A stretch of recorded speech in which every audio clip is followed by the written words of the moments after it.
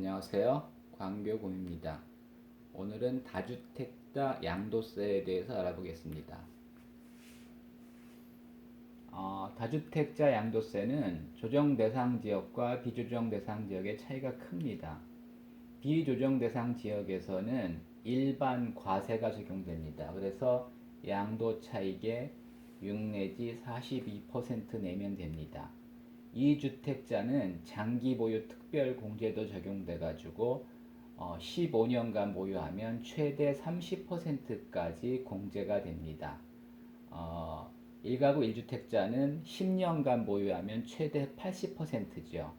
하여튼 2주택자는 15년간 보유하면 최대 30%입니다. 차이가 상당히 큰 겁니다.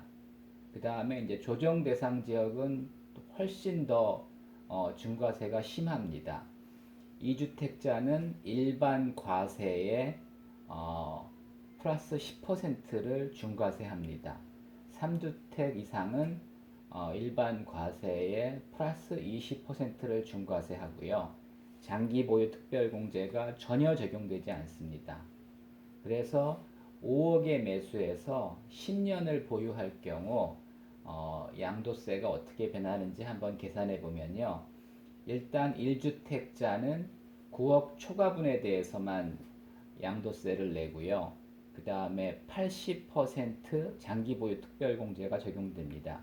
그러면 5억의 매수에서 10년 보유하고 15억에 매도할 경우 양도 차익이 10억입니다. 그럼에도 불구하고 양도세는 1,472만 원에 불과합니다. 물론 이제 9억 미만은 양도세가 전혀 없죠. 그런데 이제 2주택자가 되면은 일반 과세 더하기 10%가 됩니다. 그런데 2주택자는 장기 보유 특별 공제도 안 되고 최고 세율, 그러니까 양도 차익이 10억일 경우 최고 세율 42%에 플러스 10%면 최고 세율이 52%가 되는 거죠. 그럴 경우 양도세는 지방세 포함해서 5억 3천만 원이 됩니다. 3주택자는 플러스 20%가 돼서 6억 4천만 원이 됩니다. 그래서 집 팔면 실제로 집을 뺏긴다는 기분이 들 수밖에 없는 상황입니다. 그래서 사실은 조정 대상 지역의 아파트들이 팔고 싶어도 팔 수 없는 그런 상황입니다. 팔아봤자 세금만 내고 남는 게 없거든요. 그래서 일단은 2주택, 3주택자들이 버티고 있습니다.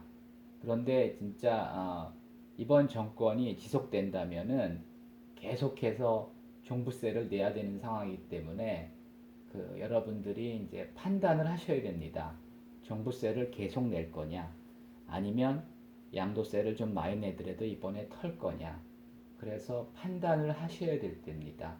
하여튼 조정 대상 지역의 2주택, 3주택자는 양도세가 장난이 아닙니다. 네, 오늘은 여기까지입니다.